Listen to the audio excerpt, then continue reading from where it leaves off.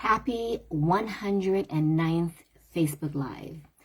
I've been dealing with a lot of guilt, and I thought, what a perfect topic to cover on a Facebook Live. I've done a parenting tip on it. I've spoken about it, but I thought, all of us at one point or another, if you're a parent, we become consumed with guilt, right? We either feel like we might be messing up our kids' lives. Are we, doing a competent job in teaching them, what we're supposed to know, what they're supposed to know in the lessons. And what if we do, I've done this, you teach these life lessons and then you wonder, are they really grasping the importance of this life lesson that is vital to succeeding as a teenager, preparing them for adulthood? So many emotional roller coaster rides, as a parent. And I thought, the guilt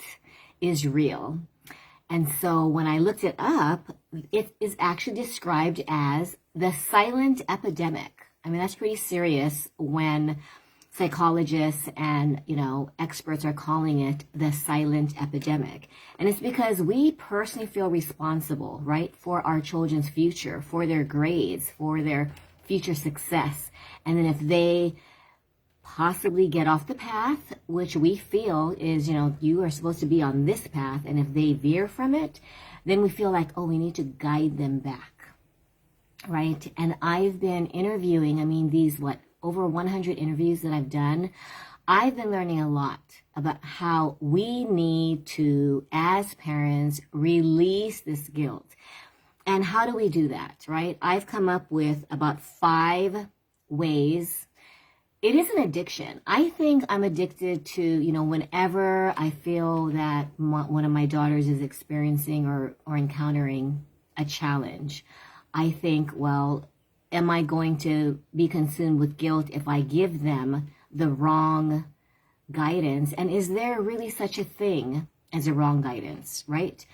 I've realized that my job as a parent isn't really to give advice. It's to guide them, ask them self-reflective questions, and trust them to find their path.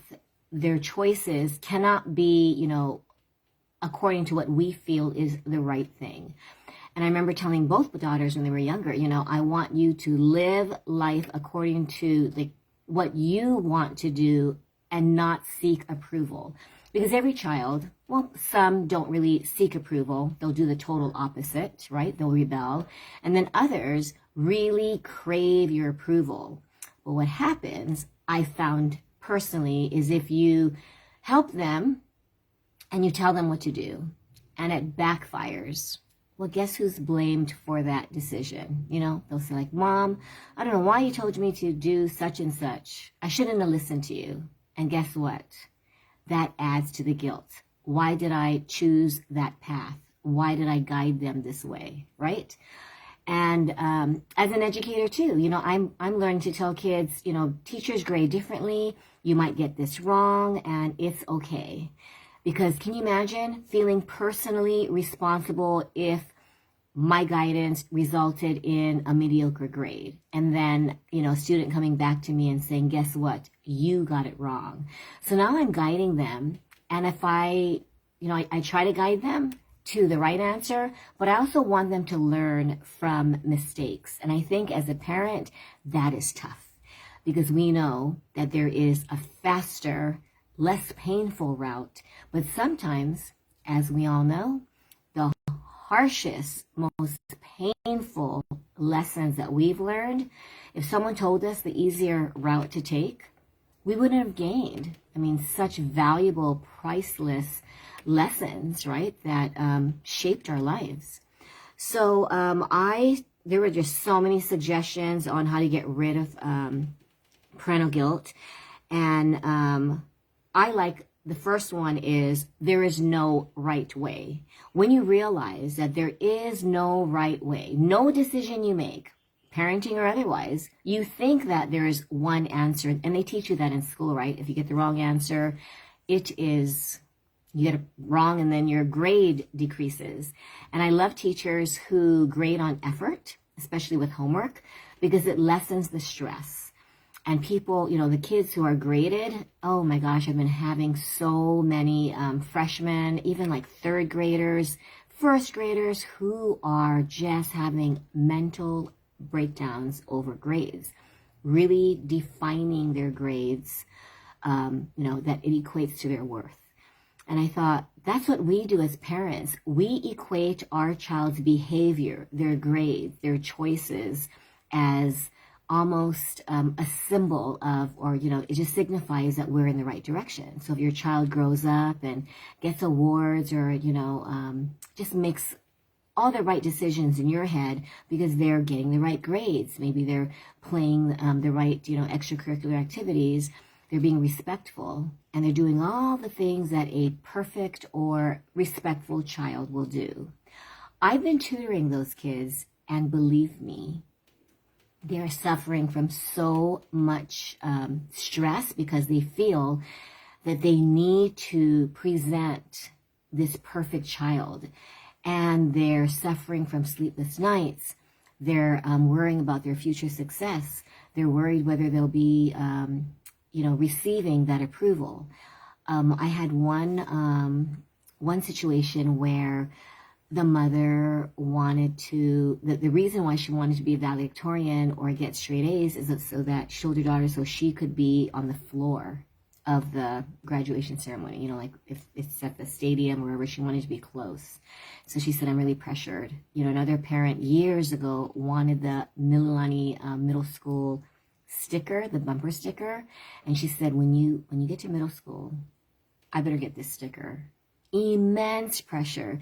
And we all love when our kids succeed. We all beam at, wow, it's like your little pride and joy. It's your little, if you had a recipe to create this child that you gave birth to, even if you're a dad, give birth to your child, it is still a part of you. Your child will always be a part of you.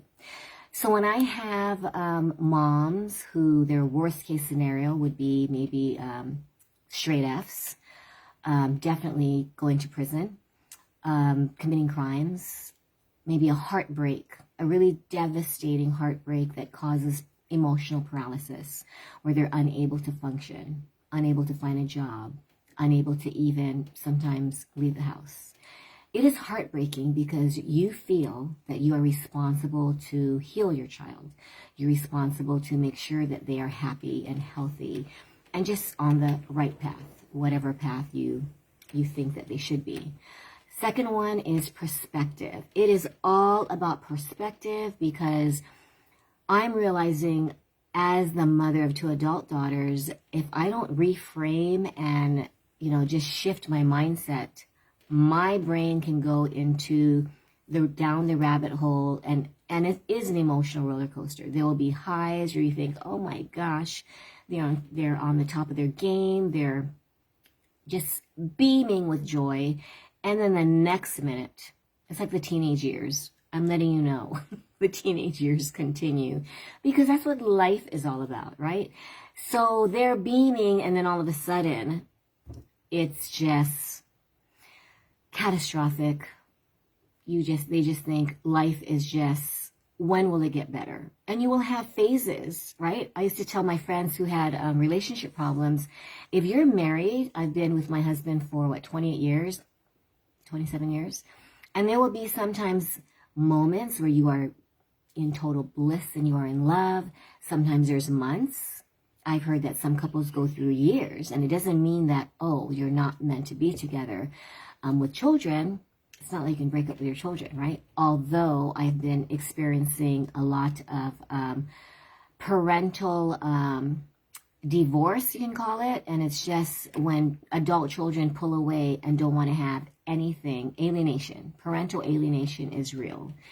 And the couple mothers that I've worked with, it is devastating to have your adult children no longer want to communicate with you, right? So then this is where, since I have the opportunity to talk to parents with younger children, you have such a huge impact on whether your child who will become an adult one day, whether they will want to come back and visit. And if you provide a safe environment They will always, always want to come back. Despite the arguments, despite not, seeing eye to eye, they know that they are unconditionally accepted and loved, even when they don't follow your advice or maybe they go off the path. But having a perspective, knowing that even if they are unhappy, that it's okay.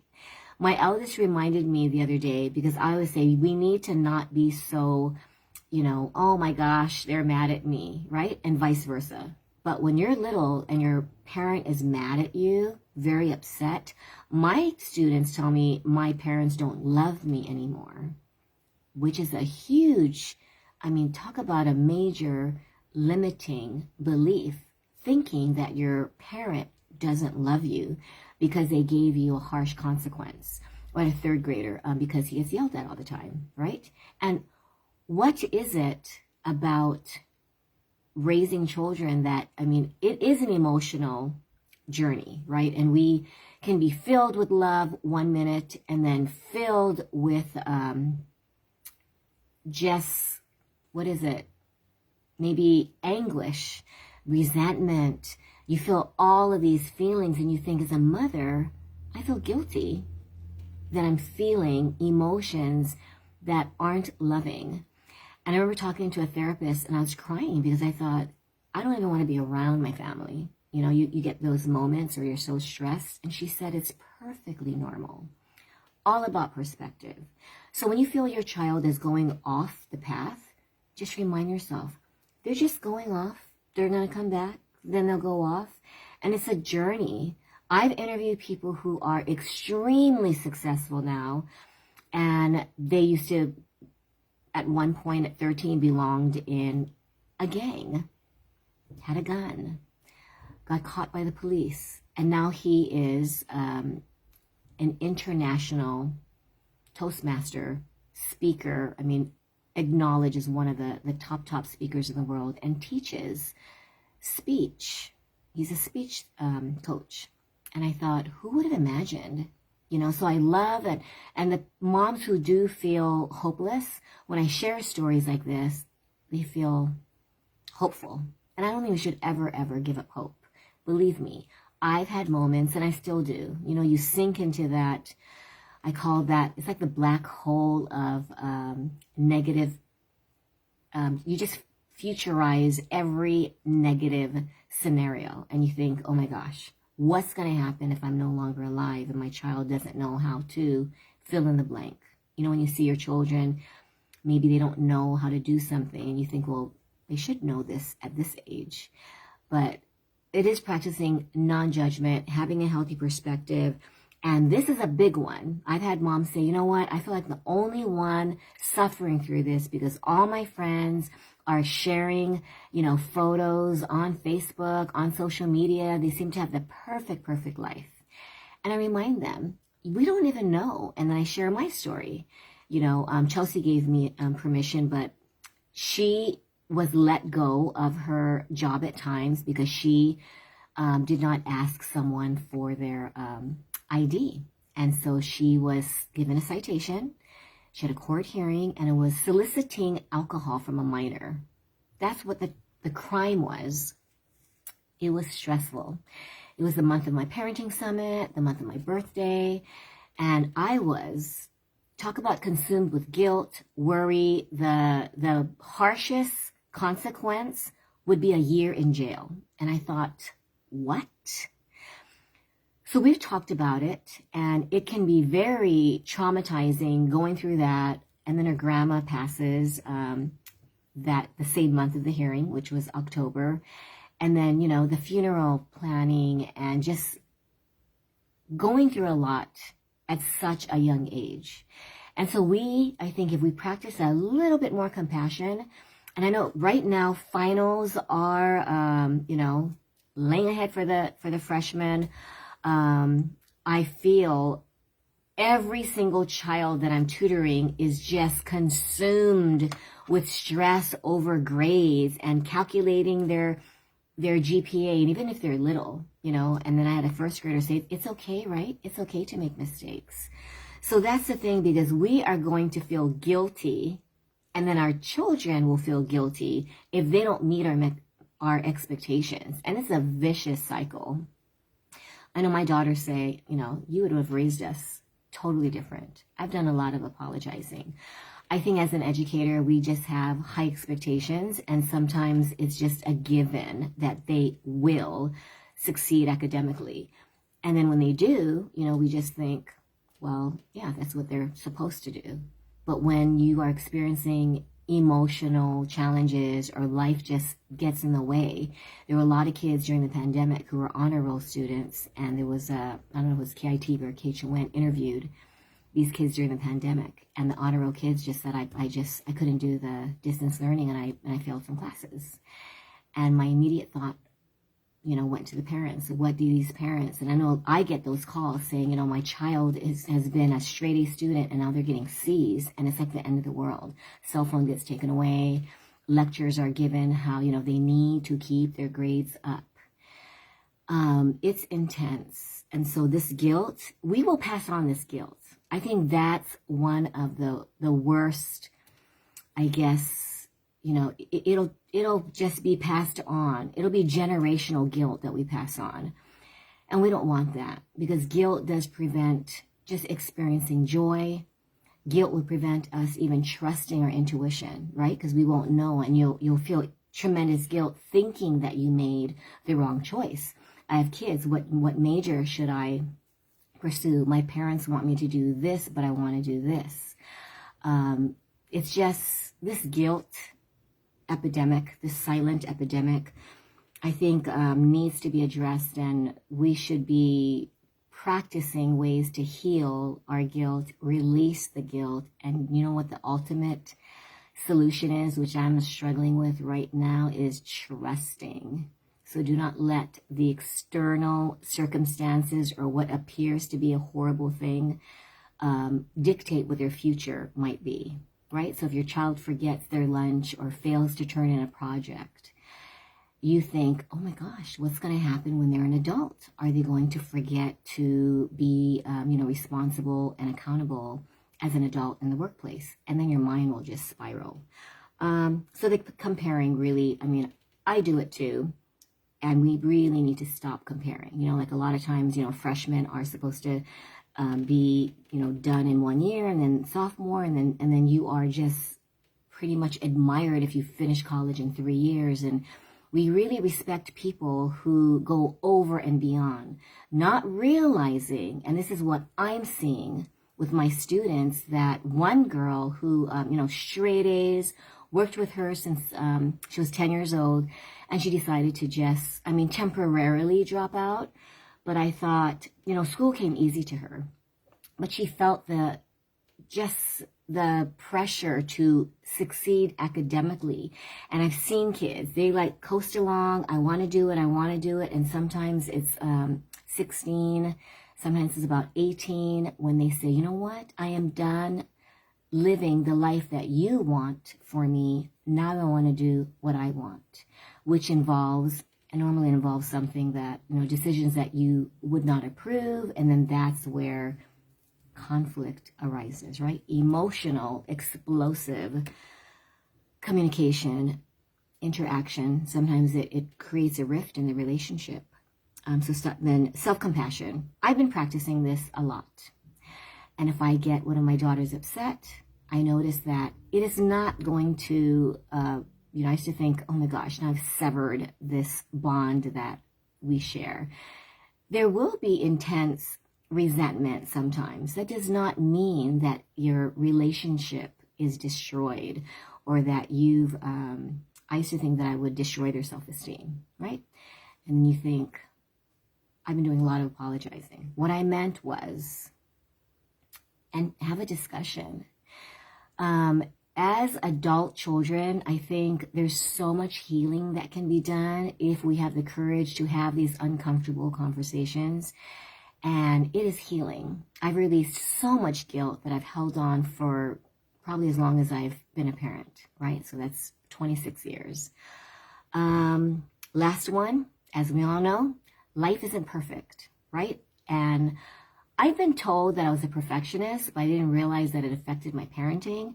And the other day, Sabrina was giving advice to Thomas and saying, you know what, Dad, to really help you, with this perfectionism thing, because it creates sometimes taking so much time to complete a task because you want it to be perfect. And then she turns to me and says, yeah, and then, when you're needing to be perfect, and I said, me? And she goes, oh, yeah, because Mom doesn't need to be perfect. And we all laughed. And it is when you feel uncomfortable if you're not in control. That's a sign of, needing things to be just so, especially with moms with younger kids. It's like you need to have your toys in a certain area. Some moms admit, I need their backpacks really organized. A lot of the kids will just stuff things in. I give them the binder. I give them the little partitions. And within weeks, it's like an important paper is lost. They get another one. It is lost by the time tutoring takes place. And what do? You do not lecture, because what lecture does is destroys their self-esteem. They feel that they're naughty. And then they question their worth. That's what happens when we either feel guilty or pass on the guilt. I'm going to end with a story. I tutored a second grader yesterday. And I just said something like, it was like 4 problems, fractions, where you had to say, 2 out of 4, make your little picture, color it. And I said, well, it took us 45 minutes to do these 4 problems. And I paused. I immediately knew what that sounded like. And he says, is that a bad thing or a good thing? And I just laughed and I said, I'm practicing non-judgment, right? So I'm like, no, it's just what it is, let's just continue on. And this boy can, just recently diagnosed, unable to multitask. Even when you say one thing within 5 seconds, I'm working on like memory skills, focusing skills, and it's just really testing my patience because the same thing has to be repeated, maybe 15 to 20 times. So one problem that could probably take about a minute can take 15 minutes because you have to keep redirecting, right? Dancing on the chair, petting his dog, wanting his sip of juice. And I thought, why am I feeling guilty that I'm not having the patience? Deep breath, letting it go, reminding me that impatience is normal. Because then he said, I'm sorry, Miss Karen, I'm sorry, Miss Karen, I'm sorry, Miss Karen, please forgive me. And I thought, oh my gosh, just because I had said, come on, let's refocus.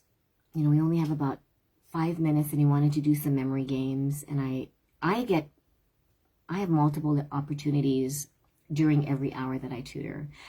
And recently I've been having about 17 sessions per week. And I don't work a 40-hour work week, right? But I sometimes realize how much guilt I have. And as a parent, as an educator, I'm realizing I need to do some live, Facebook Live, or even maybe thinking of what to do for an upcoming my second parenting summit. And it really has to do with how, as parents, we can create a nurturing environment while, guiding our children, releasing guilt, knowing that a lot of things that we take responsibility for is not our responsibility. And then I thought, as an adult, as a mom of an adult child, it would be, I don't know why, a lot easier. And then when I went to the YMCA, a lot of the grandmas would say, oh no, it never gets easier. And I thought, what? So I want to make it easier. My mission, this is why I do all these, what I do. A lot of this stuff, I just did a Voice America, radio show that was on Zoom. So it is visual, and it talked about the future and about mental health and about, positivity. And I thought, wow, this is becoming a really important subject that we need to address. Otherwise, we're going to be creating children whose mental health is not going to be a priority. Their priority is going to be to succeed, to make sure they get the right job, get into the right college, make sure that they, you know, create this financial security. And all of that is good, but it truly is teaching them how to live a balanced life. I have a 14-year-old, her planner, she has time to meditate. She has these little breaks. She has, you know, things to help her focus on mental health goals. I thought, how did you create this? And she said when she, last summer, that means at age, or a couple summers ago, that means in middle school, she said she was bored and she thought, what do I need? I need goals, but I need mental health goals. I need academic goals. I need like to find out what I want out of life. And she's a freshman. So I'm learning a lot from my kids. That's what I invite you to do. Look at the conversations you have with your kids. Listen to what they say and learn how you can become a better parent, not by giving them advice, but by learning from them. Lately, I've been trying to do that because you can imagine I've been accused of turning everything into a life lesson, but we've been having deep conversations on, you know, what children need no matter what age. And I've been told to be heard, to be understood, and to not be judged. And I thought that's what all of us want. So thank you for watching. Really appreciate you. I know you're really busy, Stacy, and gosh, we've come a long way since, when did we meet? Like 95 or so. It's been quite a journey, hasn't it? But thank you for watching, and I am going to, if you have any ideas on future parenting topics, please let me know. Because I think sometimes I run out of ideas, but then when you look at the number of challenges that parents have, it is probably an infinite number of topics, right? And sometimes we can revisit topics like guilt, discipline, maybe, you know, how do we guide our kids when they become, when they're closed-minded? That's kind of a good topic too, right? Because we want them to be open-minded. Once they're closed-minded, that's a challenge, isn't it? So that's food for thought, guys. Thank you for watching, and I will see you soon. Bye.